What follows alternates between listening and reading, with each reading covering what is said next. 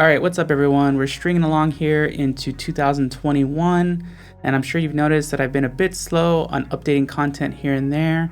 And the truth is that I've actually been working on a lot of content. It just hasn't necessarily been on this channel. So if you don't know, I've been producing stuff over on the XSplit channel. So a lot of my traditional stream tech and stream guides is gonna live on there. On this channel, we're actually still gonna cover some streaming tutorials and technology, but I think it's gonna be more of a very specific focus. Like I just released a video about how to do like online FGC events. So things where it's like esports, gaming, like how to do those kind of streams. Those will still live here on the Offcast channel. And the more traditional, like general stream advice, stream tips, go ahead and check out the XSplit channel for that. But considering that I'm going to be pumping out more content than ever on this channel, on the XSplit channel, on all kinds of channels, I thought it would be good to kind of update my creative setup here. So we're going to take you through a tour of what's been the updated Offcast production setup. There's a lot of toys that will appear here on camera, are happening, we're using behind the scenes. So let's take a look at what it is.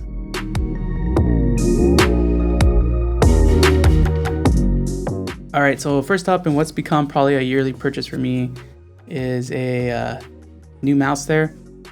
So I've been buying Logitech Mice for the last few years now. I actually kind of got like a hand-me-down one. I think it was a G502 after a PAX event, and I really love that mouse. And then I wanted to go wireless, so I got the G903. Great. Then I got the Lightspeed version. But the reason why I kept getting new mice, it wasn't just to, you know, blow money on getting new stuff, but the mice died every year. Like every year, the left click button died on the mouse. Now that could just be because I'm just gaming too much or not, but I decided this year to go with a different brand, so I went with Razer. And I quite like this mouse. It's lightweight like the other Logitech, which is something I quite enjoy. And then also it has like grip on the side, which is pretty nice. I kind of didn't like how like smooth the original Logitech mouse was. Fairly easy to set up. My only gripe is that you have to install the Synapse software to, you know, program the buttons, get all the functionality. And the only reason why I don't like that is because when I used to do tech support, the Synapse software 9 times out of 10 was causing the problem. So thankfully I haven't had issues so far. Let's hope that this mouse lasts longer than another year. And then, hey, you know, you've got that great looking Razer RGB all over the place. So ever since I started creating content again, back I think in 2018, 2017, I've always had a 4K camera, but very rarely did I ever actually put out 4K content. It was usually only like a vlog. So all my tutorials were always 1080p.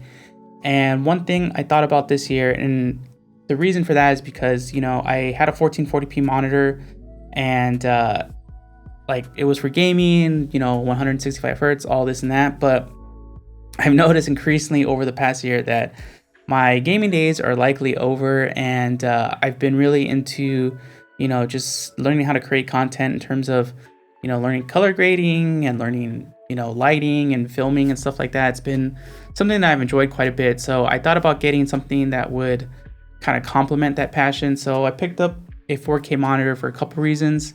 So this is the Asus ProArt 329C, I believe.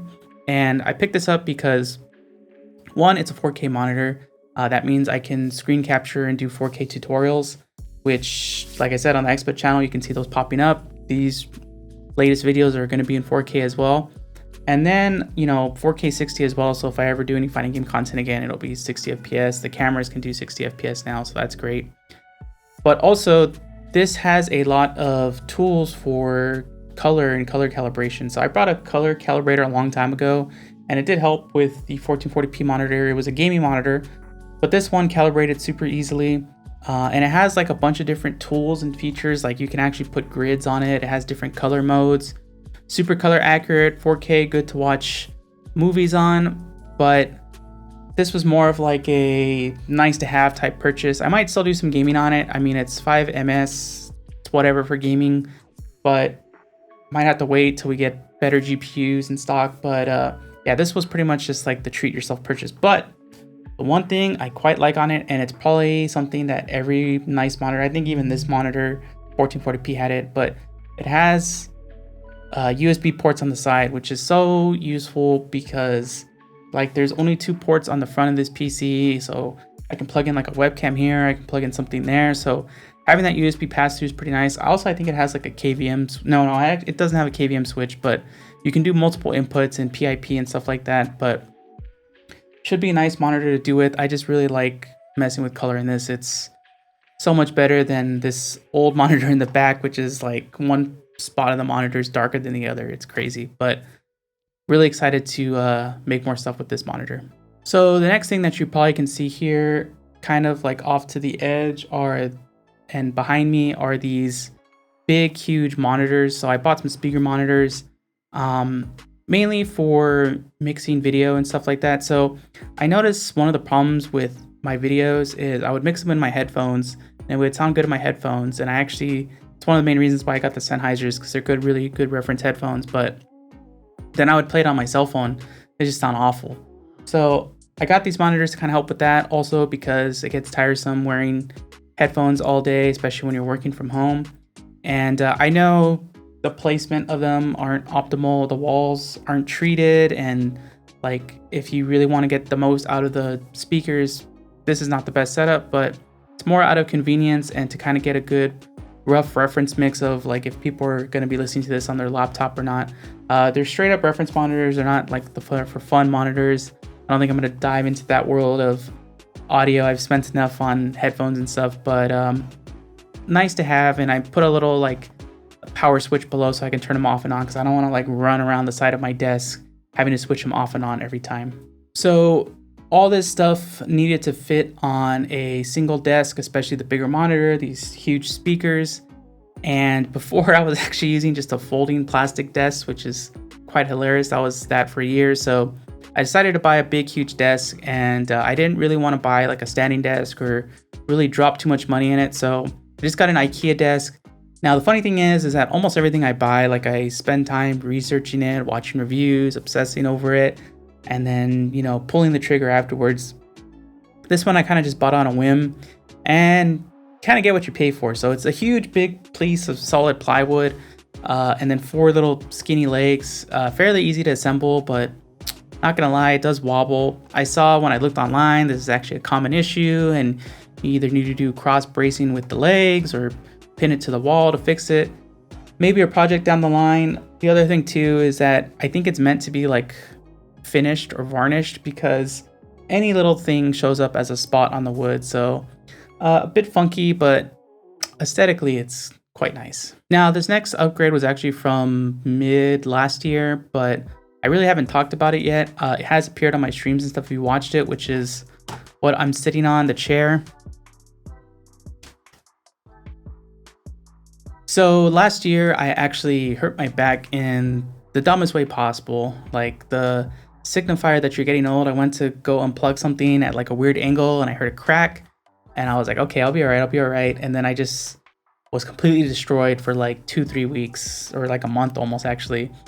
And as my back recovered, I had like a traditional gaming chair, and I just put a pillow on it and I was sitting on it, and that was okay. But like the combination of it being a fabric gaming chair and a pillow meant I was just sweating through the chair every day. So I wanted a chair that would support me, be comfortable for sitting in long periods of time, because I was working from home, and could breathe, like could keep me cool. So the Aeron checked all those boxes.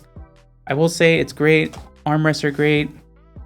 I kind of feel like these will be disgusting in another year, soaking up all my sweat and stuff. It is a dust magnet. Be careful with that. But you can't beat that 12-year warranty. I don't know. Hopefully I can get this thing to follow me all over the world wherever I go. But I will say, when you first get that esports, YouTube, streaming, whatever paycheck, when you have that little bit of extra money, as long as all your other stuff is okay, as long as your lighting's good and you got a good microphone, next thing before you get that new camera or new computer, put the money in the chair, because what are you doing most of the time? You're sitting down. If you're, 18 to 25, sure, whatever, sit on some stiff stool. But when you start hitting them 30s, get a good chair. So the next thing I'm hoping to upgrade is the PC I use for basically daily use. Like I use it for editing my videos, recording content, everything, gaming. And the reason for this is because right now I'm a bit limited with just GPU encoding, and my CPUs are always just 8 cores. So I want to get, the Ryzen 16 core CPUs and someday a 3080 or 3090, something that'll last me another few years, because just so I can use it more for studying for my tutorials and guides and teaching people about, what different components work with what, and for pleasure as well. Hopefully cryptocurrency stops ruining the supply chain or the stock of items. I know the supply chain's ruined as well. Maybe at the end of the year, maybe next year, who knows? But at some point in time, that's the next big upgrade. But pretty much, everything's still in place, still have the streaming setup. Although this microphone is basically used as an overkill conferencing microphone. I always get comments when I turn on my camera during calls, or like, well, what are you, a radio broadcast or something? But if you're, doing client calls and production related work, makes you look pretty legit to have this big fancy setup at home. So to be fair, the thing I'm probably hyped about the most is that all my monitors are now in landscape mode. Before, I used to have like at least 1 or 2 in portrait mode. And I have a zillion tabs open when I'm working, like calendars and project management and scripts and sheets and stuff like that.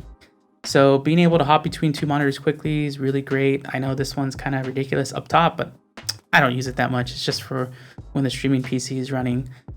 So that's been really awesome. Now, there's affiliate links to most of this stuff in the description, but truly, none of this is required. This is all overkill for content creation. Honestly, save your money. If I did have to say one thing, splurge a little bit, it's the chair. Seriously, a good chair is life-changing. Like I used to have to only be able to work like 2 hours, and I had to go walk around. I mean, you're supposed to get up every hour, that's what these watches tell you to do. But like it used to be, I would work, doing my get up and sit down, and after like 3 hours, I'd be like, I do not want to sit down anymore. Now, maybe it's a bad thing, but now, I can plow through 8 hours, take a break, take a jog, come back, hit it again, no problem. Anyway, let me know in the comments, did you do any upgrades over the holiday season? Or are you planning any upgrades this year? And, what are some tools that you might have picked up over the years that have helped you streamline your content creation? There's actually one tool that I'm using for this video that I'll talk about in the future that, I thought maybe I was conning myself that it would be useful, but seriously, all the features on it are this is making my life so much easier. Like this setup used to take me 2.5 hours, and it took me 30 minutes with this ability to streamline my workflow. I'll talk about it in another video though, but let me in the comments. Let me know if you have any questions about any of this stuff.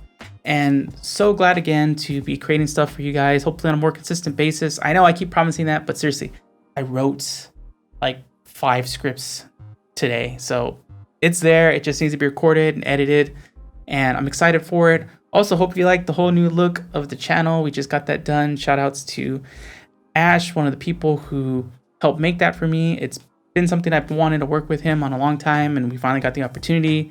Thanks again. Like if this video was helpful, share if it was interesting, and subscribe if you want to see more content, see where things are going, and catch you on the next one.